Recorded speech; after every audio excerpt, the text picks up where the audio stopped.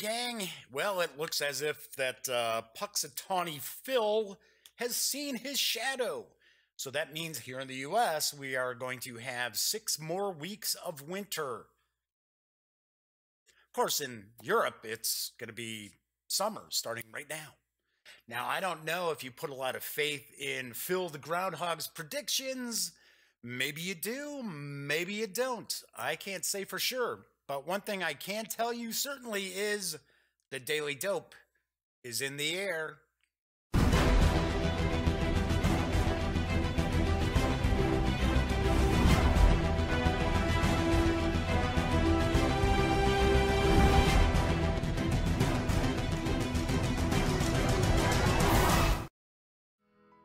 Howdy, howdy, howdy, gang. Jeff McAleer once again, and I am your host here at the Daily Dope, as well as the Grand Poobah of the GamingGang.com. And today is the final day that we are sponsored by Adventure a Week Games. And I will talk about that company in just a little bit. I did review Rise of the Drow from AAW Games yesterday, and it's phenomenal, and I'll talk a little bit about that again. Anyway, today is February 2nd, so welcome aboard. It is Groundhog Day. And of course, yes, it's going to be 6 more weeks of winter, and it's funny because it's, well, if Phil sees his shadow, 6 more weeks of winter. The only way that Phil's not going to see his shadow is if they did this at night with no lighting. Phil always sees his shadow. So I thought that was sort of funny. But I do want to point out there is chat available. So it is through Twitch as well as YouTube. It's just not here on the screen. But I do see it. And if you have any questions or comments, or I am going to be doing an unboxing in just a little bit, if you want to see something a little bit closer, just feel free to ask. Anyway, speaking about the unboxing, I am going to be unboxing Dance of the Fireflies from Backspindle Games and Ninja Division today. So, it is Friday. I like to do Family Fun Friday and kind of focus more on family-oriented games and so forth. I have a couple items from the mailbag, and if you notice down here, again, questions, comments, suggestions, recommendations. You want me to cover anything specifically in tabletop gaming or even, just geek culture, feel free to shoot me an email.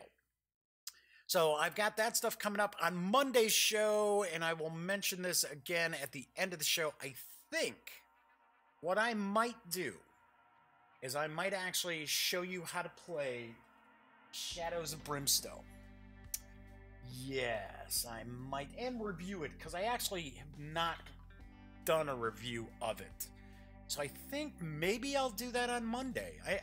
Miniatures Monday, I don't get enough miniature stuff to really do a Miniatures Monday, like I do, say, Wargame Wednesdays or Family Fun Fridays. But I think that would be pretty cool. I think that would be pretty fun. Kind of show you. I'll, of course, have to take my other camera and have it way up to get a lot of it in the shots. So anyway, so there is some news today. I've got 4 news items. One of them I'm going to finish up with, and it's going to kind of lead into, I don't necessarily want to say a pet peeve of mine, but something that I do find kind of frustrating. As far as, especially if I were just looking to purchase a game. And unfortunately, it's something that I see a lot of companies doing, but I'm going to address that. I'm not going to be mean or rude or anything like that. It's just something that's kind of weird. Oh, and before I go into the news, hopefully the audio is synced up for this video. It's bizarre. Everything's fine for 2-3 days in a row, and then if I don't do a quick test stream, then it's out of sync. And it hasn't been terrible. It's been about a half second. But still, it almost looks as if I am being dubbed. And a very bad dub at that. Anyway, I did want to talk about a new card game that is arriving on the scene. And I have to say that Steamforged Games has done very, very well with their Dark Souls board game. So what do you think might be coming next? You guessed it, that's right. It is the Dark Souls, the card game. Aha, and I have the dope. Dark Souls, the card game, is a cooperative deck evolution game for 1 to 4 players. Players must explore the encounters around them, defeating a myriad of enemies to gain souls and treasure. They must use these to evolve and adapt their deck to better fight their enemies. When the players are ready, they must challenge the powerful bosses that lie within. The players must walk a narrow path, however, since their decks allow them to attack their enemies, but also represent their health.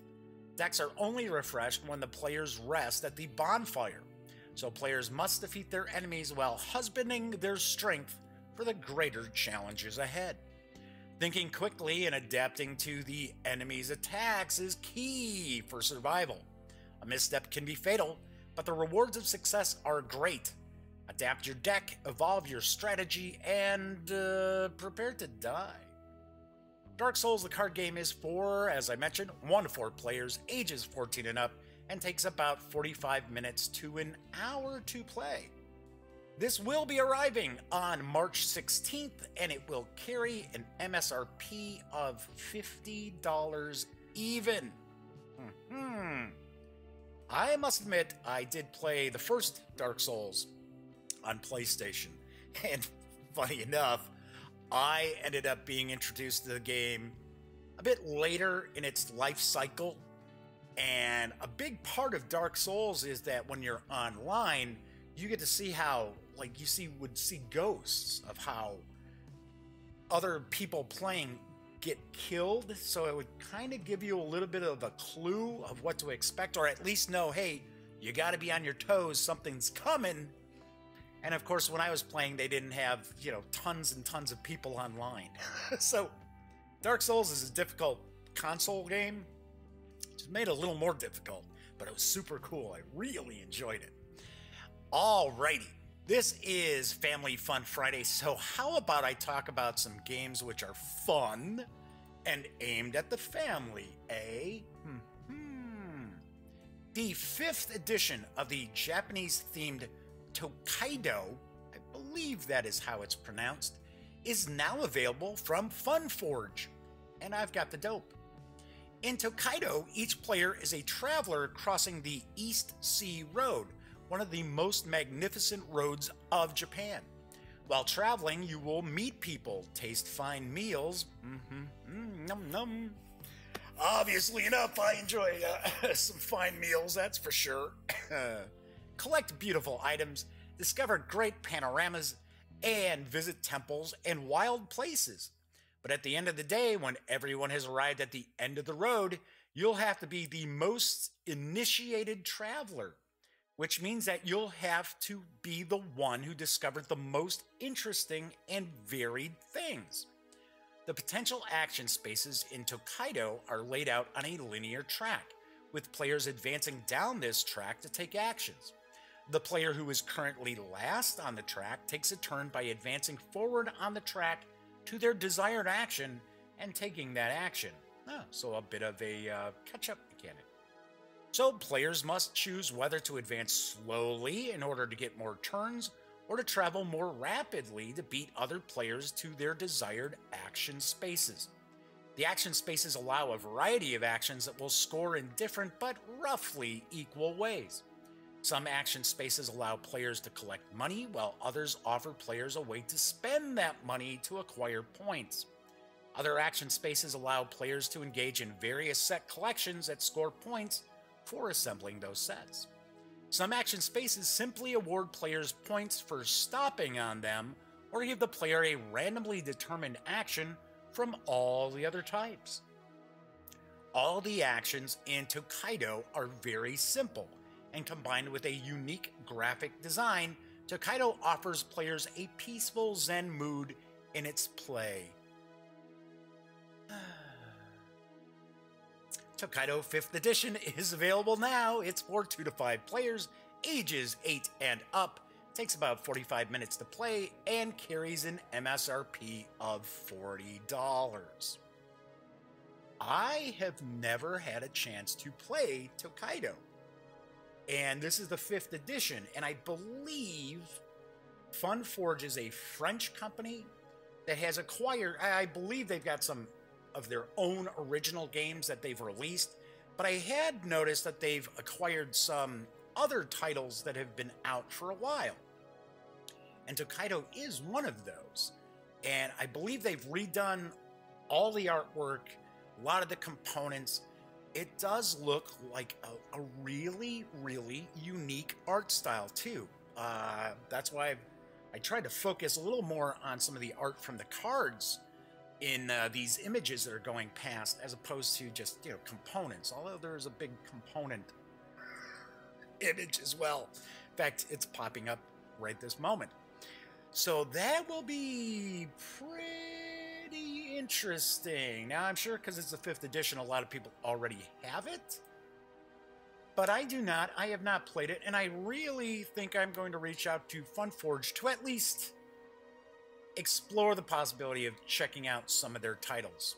Who knows? You never know. I've had companies tell me, oh yeah, they want me to review something, and they're going to send it, and never send it. You don't know. Anywho, a title that I have mentioned previously on this show, which really, really caught my eye, is from Plaid Hat Games, and it is available now, and it is certainly aimed at gamers of just about every age. That's right, I'm talking about Stuffed Fables, and I've got the dope. Stuffed Fables is an adventure book game, an exciting new product line from Plaid Hat Games. In an adventure book game, all of the action takes place in the unique storybook, a book that acts as your rules reference, story guide, and game board all in one. Sworn to protect the little girl that loves them, that doesn't read right to me for some reason. I would think it would be sworn to protect the little girl who loves them. Just me. Sounds nicer. A group of stuffed toys have been drawn into the Fall, an unworldly, fantastic realm ruled by a brooding master of nightmares. Wait a second, this is for little kids? Stuffed Fables is an unusual adventure game in which players take on the roles of brave stuffies, go stuffies, seeking to save the child they love from a scheming, evil mastermind. Make daring melee attacks, leap across conveyor belts, or even steer a racing wagon down a peril-filled hill. Stuffed Fables delivers a thrilling narrative driven by player choices. Players explore a world of wonder and danger, unlocking curious discoveries. The chapters of Stuffed Fables explore the many milestones of a child's life, creating a memorable tale ideal for families, as well as groups of adults who haven't forgotten their childlike sense of wonder. And I do believe I still have a little bit of my childlike sense of wonder left. Maybe more than a little bit. Stuffed Fables is out now. It's for 2 to 4 players, ages 7 and up, plays in around 60 to 90 minutes, and carries an MSRP of $64.95. Plaid Hat Games has even created a fun-looking free coloring book for you to enjoy and your children to enjoy, featuring the Stuffies, which you can download directly from the Plaid Hat website. I love the look of this game. Now, I have absolutely no idea how it plays. I don't. And in fact, with Plaid Hat, I think, back when Elliot Miller, voiceofe.com, who I seem to mention on every show, and I actually jokingly tweeted today that I mention him so often, you would think he's an advertiser. But the truth is, my decades of gaming have mainly always involved Elliot, so it's very difficult for me to share experiences that don't include Elliot.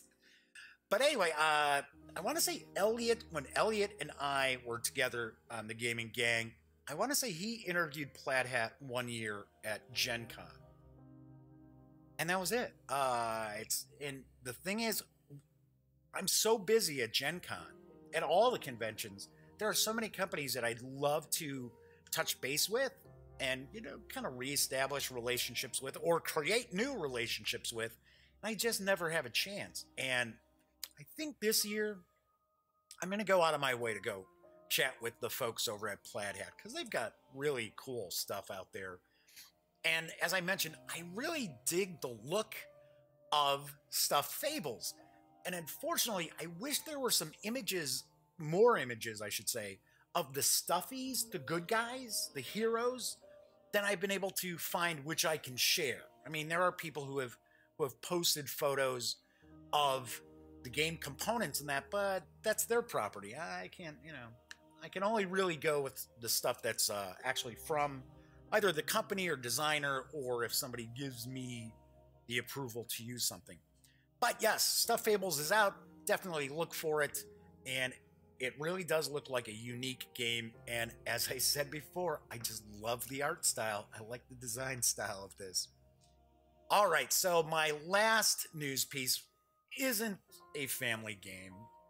Sorry, I was trying to find some cool news for today, especially aimed at, younger gamers or, more for the family. And that just wasn't running across a lot of stuff that was too exciting.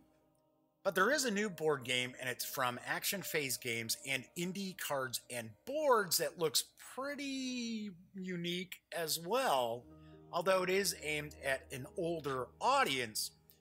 And I swear, it looks very, very interesting. And I have some dope about it, but not as much as I'd like, and I will get to that in just a moment after the news piece. The realms lay divided, their former wonder lost and forgotten. The tyrant queen has seized the throne, forcing the rightful heirs deep into exile. You are the sons and daughters of the once great houses, Foxway, Gorga, Meherzine, and Spire. Under the tutelage of advisors, you have gathered your followers, your conscripts. The time has come to take back what is yours. Path of Light and Shadow, I almost said sorrow. It's Path of Light and Shadow, is a massive empire building experience, combining area control, deck management, and civilization customization. As players vie for control of the realms, they must enlist and promote supporters, outfit their burgeoning empire with powerful technologies, align with powerful leaders, and lay siege to rival exiles after the throne. Above all else, each player must decide what type of leader they will become, cruel or merciful.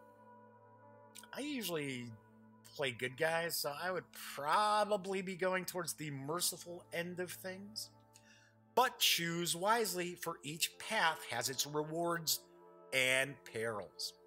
Path of Light and Shadow is available now. It's for 2 to 4 players, ages 14 and up, takes an hour or two to play, and has an MSRP of $79.99. Now, I wish I could tell you where you could buy the game. At least send you to the website for you to either go to Action Phase Games or to any it's Board and Cards. Boards and Cards, maybe I have it wrong down there underneath. But if you notice, I always include a link for the company that I'm talking about, whatever game or comic or book or what have you. So here's the problem. There's absolutely no info on either the Action Phase or Indie websites. And I'll be very honest, don't get me started on talking about just how awful the Indie website is. It's just, okay, so this is what I kind of mentioned, that it's sort of a pet peeve. I find it kind of frustrating, and I would think that gamers as well out there find this to be kind of frustrating as well. I don't think I'm alone in this.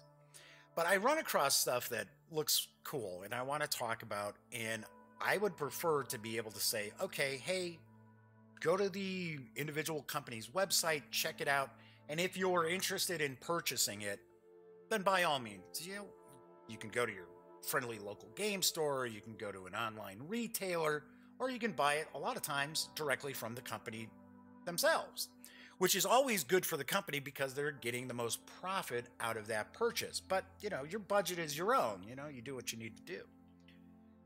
Yet, I encounter a lot of companies that either, they don't have a website. It happens a lot with Kickstarters, and to me, that's usually a red flag. There's no website. Or they've got a website that they don't update. So, I don't know if somehow I'm missing something. I mean, I actually, it's funny because when I do unboxings tend to be very, very relaxing mornings because I just sit there and I go, okay, so I'm peeking at the news and I don't have to set anything up for a review, anything like that, right? I can kind of take it easy. But today I was searching all over the place, both at the Action Phase website and the Indie Cards and Boards website. Couldn't find anything. Nothing about this game. And the game is out because I even looked on Amazon and it is available. It's saying there's only a few left in stock. So I know the game is out there. And far too many companies are relying on social media as opposed to having their own website, or they're relying on, let's say, Board Game Geek. And this is not a knock against Board Game Geek, but companies have to have a website, and they have to update the website. I mean, the indie website hasn't been updated since 2009, at least according to their copyright information on the bottom. Now, they do have links for like 3 games. One of them is Resistance. I could have swore they've got way more than 3 games that they've released. Now, it is possible that somehow Google was giving me an old website and they've got a newer website. I don't know.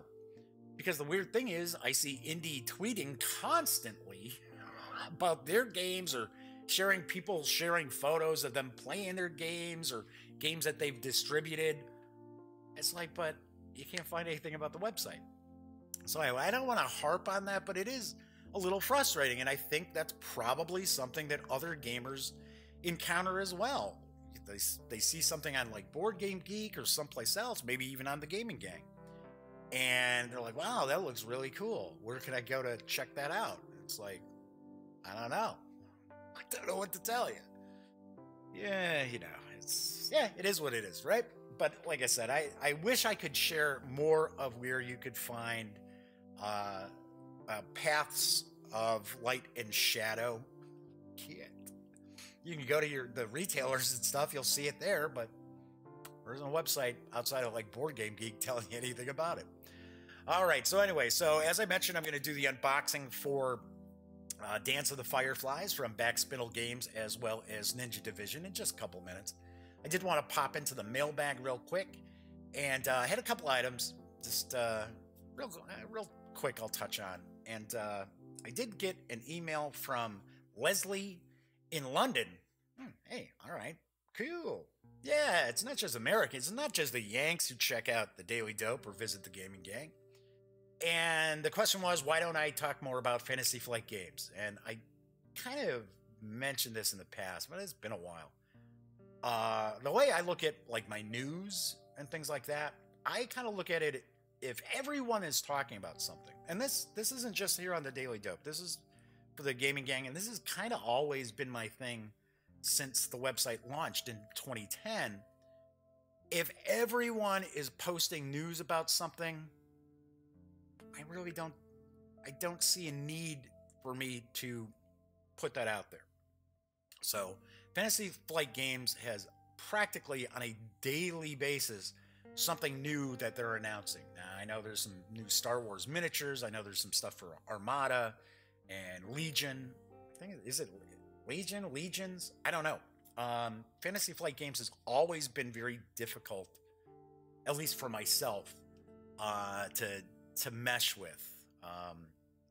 For one, I don't know if they've changed, but for years, they wouldn't send out press releases. It was like, come to our website to get the news. And it's sort of like, okay, but every other company is like, hey, Jeff, here's some info about our game, it's much easier for me to just use that and run with it. But I don't have anything against Fantasy Flight Games. I don't. I like a lot of their stuff.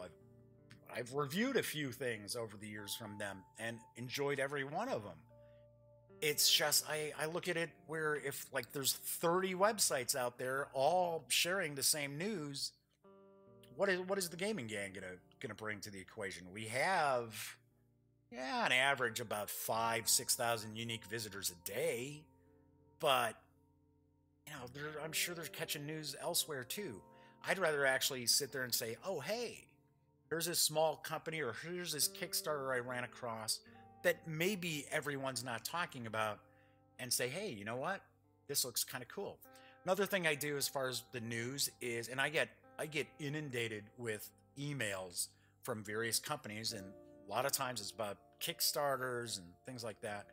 I don't tend to share news about stuff that I probably wouldn't play. That has nothing to do with FFG. Of course, I'd play just about everything from FFG. But that's something else that people send me stuff, and I get a lot of things for like app games and games going on Steam, and I'll take a look and I'll go, I can't imagine playing it.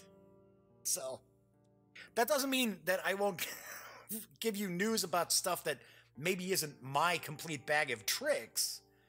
It's just that I usually have a pretty good feeling for things that people will dig, or at least the audience of the Gaming Gang and the Daily Dope will dig.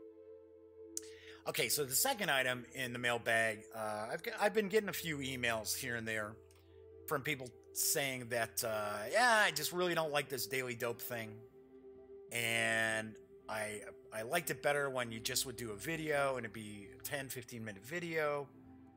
Obviously, they haven't seen some of my Greenbrier Games reviews that clock in at like 60 and 90 minutes.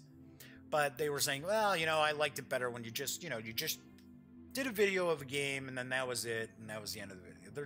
They're not digging the whole live stream show format. So they're telling me, well, I'm unsubscribing from your YouTube channel. Okay, that's fine. I can't, it's too bad you decided you're going to unsubscribe. That's okay. That's fine. I'm not sorry, because I happen to be enjoying doing this daily show. Granted, it varies how many people actually catch the show or catch the show after the feed. And a lot of times it has to do with the companies themselves of the games that I'm covering. Some of them are sort of like, they can't be bothered to like retweet or share something on Facebook that, hey, you can see this game. You can see this game today. No, I'm not picking on Backspindle and Ninja Division, because no, they actually were out there, I believe, last night as well as today, saying, hey, if you want to see Dance of the Fireflies, check out the Daily Dope. And that's when I tend to get more people checking out videos.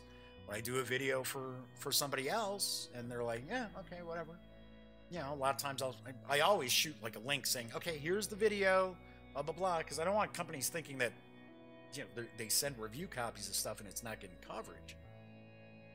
That said, I'm sorry, I'm having fun. I'm enjoying this. There are people who are digging the Daily Dope, and the reality is pretty much my subscribers have about stayed the same. I've gained some. I'm not like the biggest social media gadfly out there.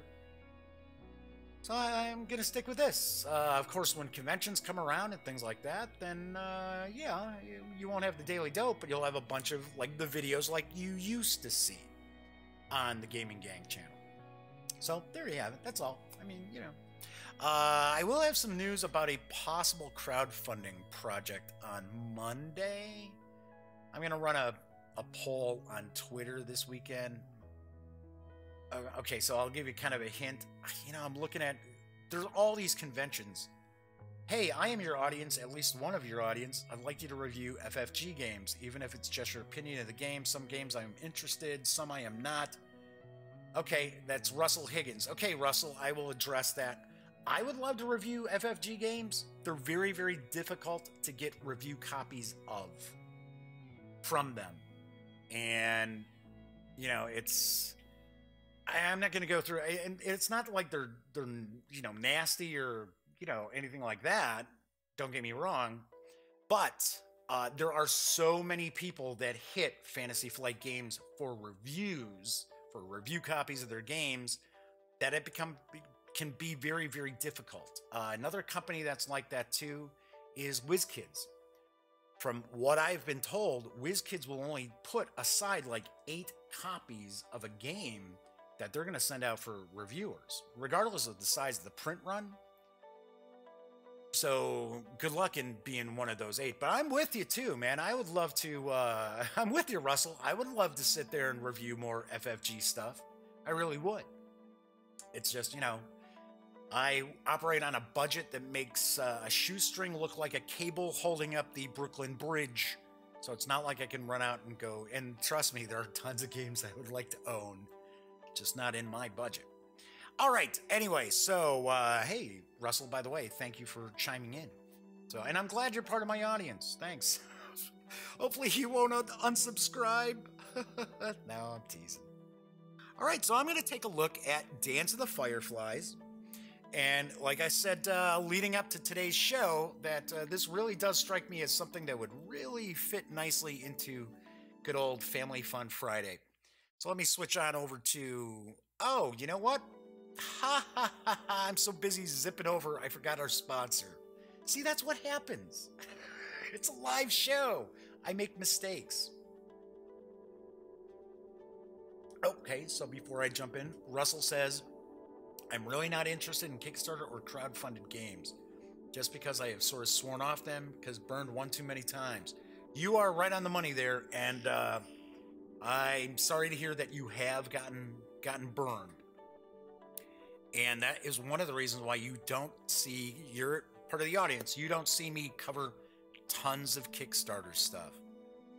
I only really tackle Kickstarter news pieces from companies that I know if you support the Kickstarter and it funds, you are going to get the game. It's just kind of how it goes. Anyway, so as I was zipping along, see, I'm so chatty all the time, and that's what happens when you're doing things live. Did want to mention today is the last day of our sponsor for the week, and it is Adventure a Week Games. And let me show off some of their products here. I want to point out also that through February 5th on Drive-Thru RPG, you can pick up any of the AAW Games releases for 50% off. Now, a couple weeks ago, I reviewed Snow White. Thought it was fantastic. It was 9.5 out of 10. Now, yesterday I reviewed Rise of the Drow. Once again, I kept my reviews spoiler-free. And really, really impressive. I gave it a 9.7 out of 10. Really, really great stuff. Now, there's a few other items that Jonathan over at AAW sent me that I'm just kind of dipping my toes into now. But I am super impressed by everything I've seen from Adventure a Week. So by all means, you definitely want to get out there and save that 50% through Sunday, because you can score Rise of the Drow as well as Snow White for $15.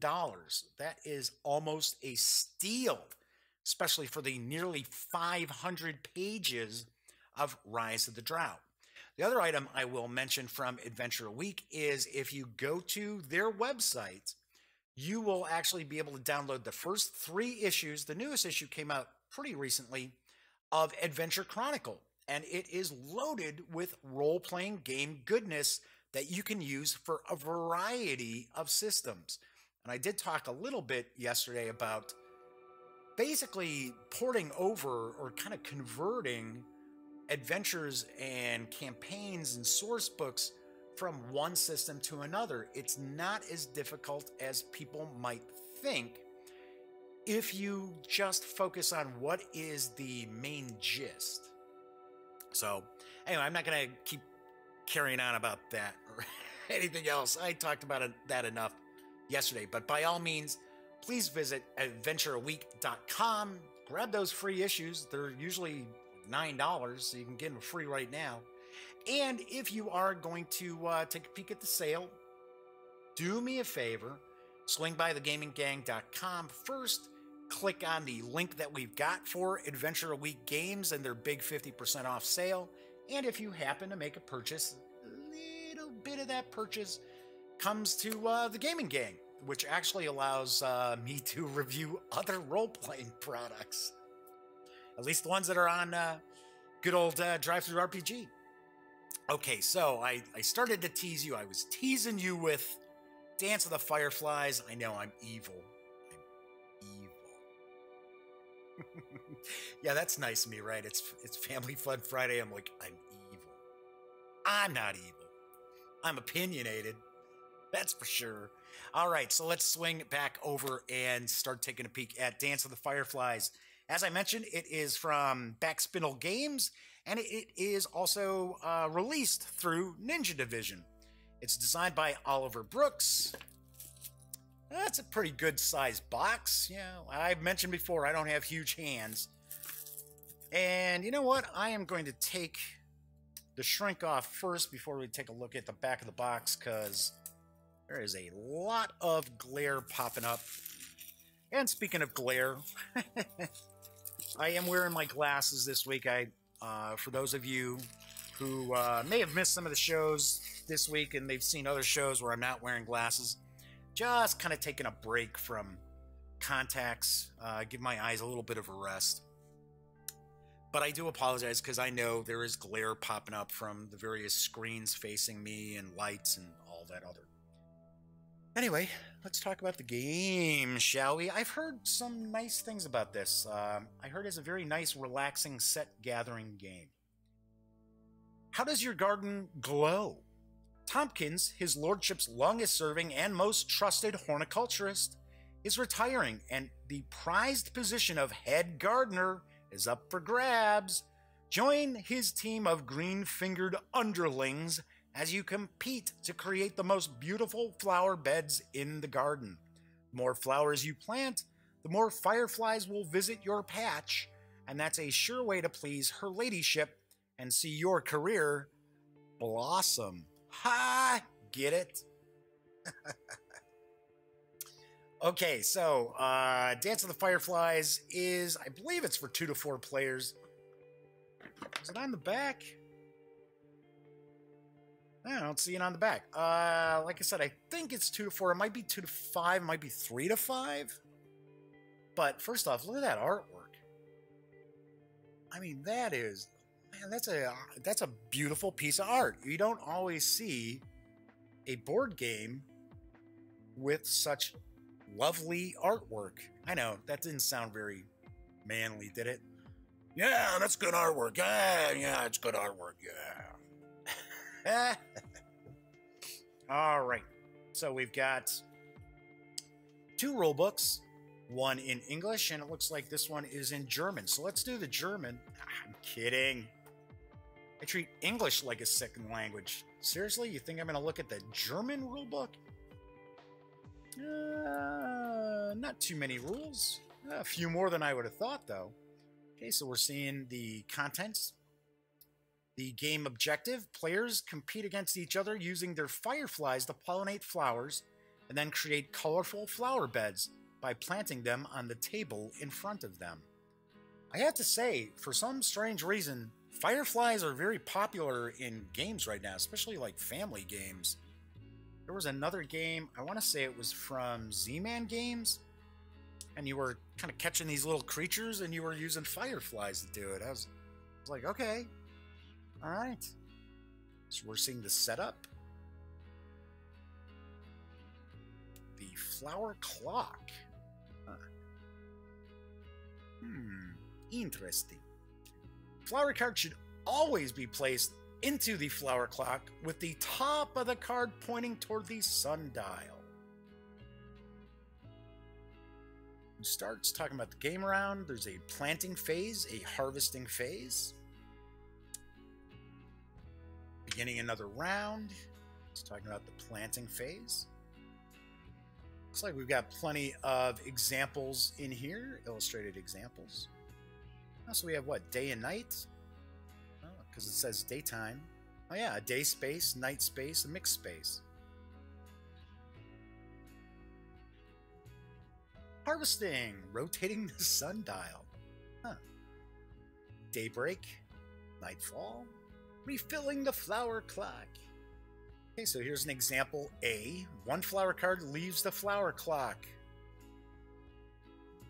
And then another example, 2 flower cards leave the flower clock. Some harvesting rules. Playing a flower from the flower clock. Special abilities. Of the flowers, that is. Building your flower beds. Flower chains. Orchid and weed cards. Removing a weed. I believe I've heard that one way that you can sort of mess with the other players is to try to introduce weeds into their garden. I don't know, but I could have swore I remember encountering something that said that. And then we're going to have scoring, a harmony bonus. Okay. What are these? All about 12 rules, 10 pages? Yeah, 12 pages. Yep, that's what I thought. Okay, so we've got some cardstock. Or I shouldn't say cardstock. Well, yeah, it's cardstock. It's just thick cardstock. So we've got, looks like a player, almost like a player board. So you see, this is one board here. It looks like you've got a card on each of those. It's the compost heap. I don't know. Maybe it really is the compost heap. I don't know. So this is one big card here. Okay, so here's the sundial. So we know about the sundial. We saw the sundial. Not sure what that might mean. Maybe that's the first player marker? Okay, so this pops out here in the center. Ew. Aha. Look at that. Guess what? That's sundial. So it looks as if this little base either fits in it. And then you'll have a sundial like that. Cool. Yeah, and if you look, well, I don't know how it would move, but hey, it's an unboxing. I don't know the rules. Come on, I just looked at the rules for the first time. Nice. Okay, so that's cool. I like that. All right, then we've got a bunch of wooden markers here. Some discs of various colors. Looks like white, brown, red, yellow, blue, black. Oh, look, there's one that has a crown on it. Oh, there's another with a crown. Huh. And yeah, it's kind of cut into this as well. So it's not just a sticker. It's actually painted. Nice. And when I finish with the unboxing, I'll mention that this has a very, very family-friendly price, too. So, yeah, so let's see what else we got. All right, so we got a bunch of baggies. Thing is, it's not as if there's a bunch of counters. At least I haven't seen any. No? Huh. Don't know. It's where you keep your fertilizer. You put your fertilizer in the bag. I'm kidding. I'm kidding. Okay, so then we've got, I'm going to take a guess that each of the players is going to have a color-coded reference card. Okay, and try to see if I can kind of catch the light on this a little bit. There we go. It has the same finish as you would find on most playing cards. So pretty nice. Okay, I guess it's not color-coded. So we got 1, 2, 3, 4, 5, 6 in English. And then we've got 6 in German. I have to say that it's pretty nice that you have both the English language and German rulebook and components as well. in this, most companies would actually produce two editions of the game. One would be English language, another would be German. And then, of course, if they decided they wanted to go with other languages like, French or Japanese or Chinese, amazingly enough, a lot of people don't realize that in China, although it is difficult to get your game into China for you to sell, but I do understand that the Chinese have really gotten turned on to tabletop games. Board games, I'm going to say. I don't know if they're really into role-playing games, but yeah, that's cool. So on the scoring, it's telling us the scoring. It's telling us a purple flower bonus, harmony bonus, all-day flowers, all-night flowers.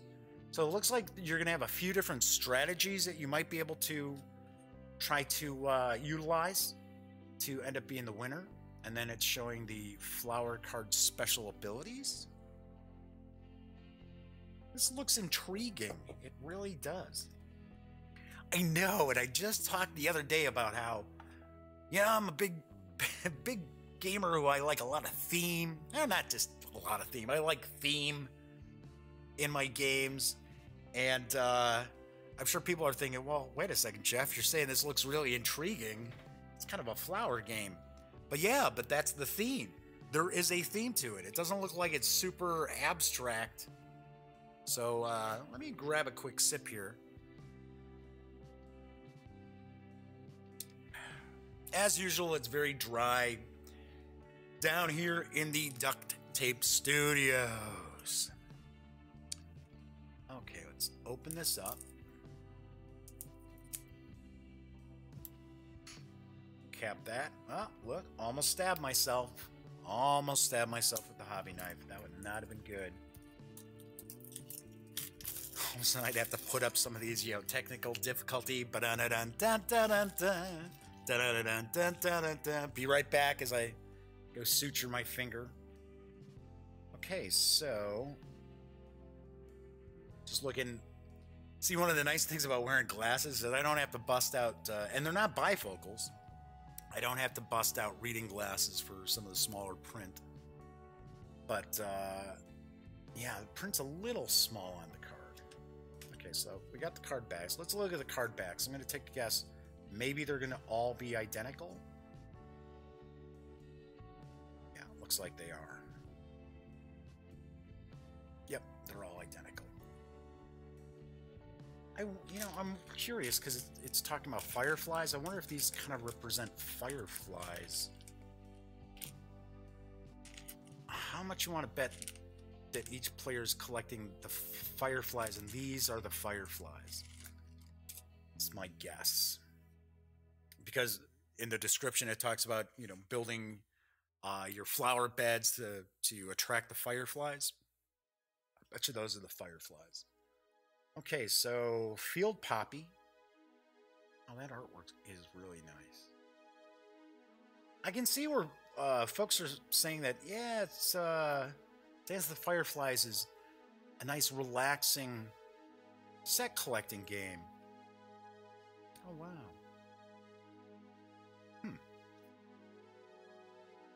And this is the Magnolia. I think there's, there's 6 flowers? Maybe there's more than 6 flowers. I thought there's 6. But there's an awful lot of cards for there only to be 6 different flowers. So that is the Snowdrop. Sunflower. Where's Georgia O'Keeffe when you need her, right? Yeah, Sunflower.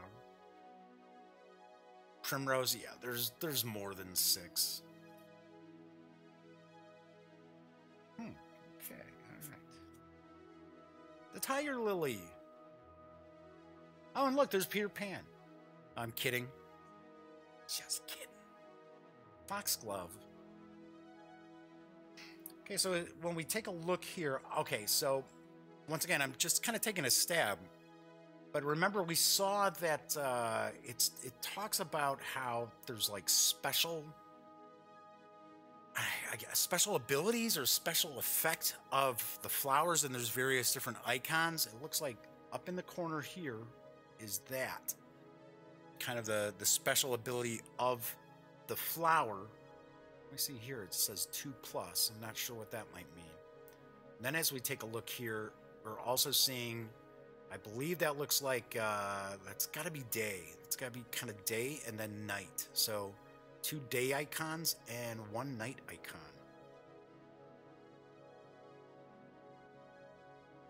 Wow. I'm not going to go through all of these, but wow, there's a lot of artwork, a lot of different flowers. There's a bluebell. I wonder what that is. Guess I'll find out. I wonder if that's sort of a wild card.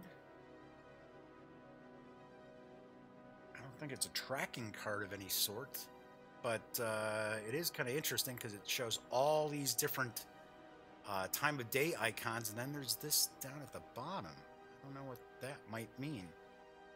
Okay. Yeah, it looks like now we're going to repeat some of the flowers, but there's still quite a lot of flowers in here. Oh, there's a rose. I didn't see a rose before. Sweet. This sort of looks like something that my mom would probably dig. Yes, my mom does like some games. She's a big fan of Carcassonne. Fortunately, she lives out in Arizona, but there's the Morning Glories again, bluebells. Yeah, see, there's that card again. I don't know, maybe each of the players gets one of these. All right, so as you can tell, I mean, the stock is good on these, but if this turned out to be a game that you would play a lot, obviously you're going to want to sleeve the cards. I try to sleeve as many games that I can. Sometimes, you know, sometimes I start running out of sleeves and I'll think, okay, so what game haven't we played in a while that I've got card sleeves on that'll fit? All right, so we've got all the cards. How many flower cards do we have? Let's take a look. 84. Okay, so it says there are 6 orchid and 6 weed cards. I wonder, was that a weed that we saw? The one I kept saying, hey, what is this? Maybe it's the orchid and then this is the weed here. I don't know. Oh, so potting, oh my gosh, it really was a compost heap. Right there it says compost heap. Okay, all right. So we've got the 84 cards, 84 flower cards, and the rest of the cards. We've got the sundial piece here. We've got, like I said, I think these are the, let's take a look. Sure enough, they are. They're fireflies. So these are the firefly counters, and it says, oh, so you got royal fireflies too. Those are the ones that have the little crown. So we've got that. We've got all of these baggies, which I'm not sure what the purpose of those would be. We've got the scoring cards in both English and as well as German. Watch somebody going to say, no, Jeff, that's Dutch. And I'm like, I don't know. It looks like it's German to me. So we've got that. We've got the German rules. We have the sundial. And like I said, I think that's a first player marker. And then these, as well as the English language rulebook. And that, ladies and gentlemen, boys and girls, is what we find when we take everything from Dance of the Fireflies outside the box. Yes, that's what I used to call my unboxing videos, outside the box. There we go. Dance of the Fireflies is available now, and you can get it from Ninja Division. I believe Ninja Division is the company that is distributing it, or maybe they were the company that, see, it's, I don't know. I don't know what the exact relationship between Backspindle and Ninja Division might happen to be. So don't want to, say something and be wrong, but a lot of times you'll have game companies where they create the game and then another larger company that has more financial ability than the smaller company will actually produce it. So that may be how Dance of the Fireflies is pretty much put together. So anyway, but it's from Backspindle Games and Ninja Division. And I did mention that it does have a very family-friendly price because the MSRP on Dance of the Fireflies is $24.95. It's either 95 or 99. It's about $25, folks. And of course, if you look around online, I'm sure you could probably find it for less than the MSRP, but just $25 for a game with this sort of artwork, that's looking like a pretty good deal. I am going to see if I can get this out to the table this weekend. I'm planning on doing some gaming with the gang, with the younger members of the gang. And this also looks like maybe my niece would like this. So, as we can tell, it's for... Oh, here we go. There it is. It's 2 to 6 players. It says ages 14 and up. It's got to be the components, folks. It's got to be because it's got the little tokens for the Fireflies. And here in the U.S., if you have small components like that, you have to put 14 and up because it doesn't look like it's, heavy mental lifting to play the game. Plays in about 30 to 45 minutes. There we go. So, yeah, we knew it was 6 players because obviously there were the 6 scoring summaries for in English as well as in German. Nice. So I will definitely be checking out Dance of the Firefly. So stay tuned for a review of the game, of course. Hopefully I can get that out maybe next week or a week after that. I do have some stuff starting to pile up a little bit. So... doing what I can, because I only want to do like either an unboxing or a review on each show, and maybe even how to play. Is like I said, on Monday I'm looking at doing Shadows of Brimstone.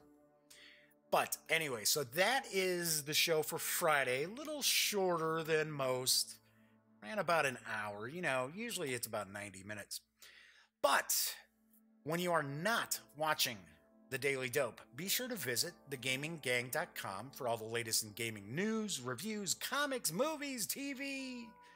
Come on, by now you know the drill. Go get your geek on at thegaminggang.com. As always, I'm Jeff McAleer. Have a wonderful weekend. For those of you in the U.S. and that, it's going to be awfully cold. I know we're getting hit by... We might see sub-zero temperatures, I don't know, and some snow. So be careful out there, but have a great weekend, and I will be back on Monday. So until then, thank you so much for watching.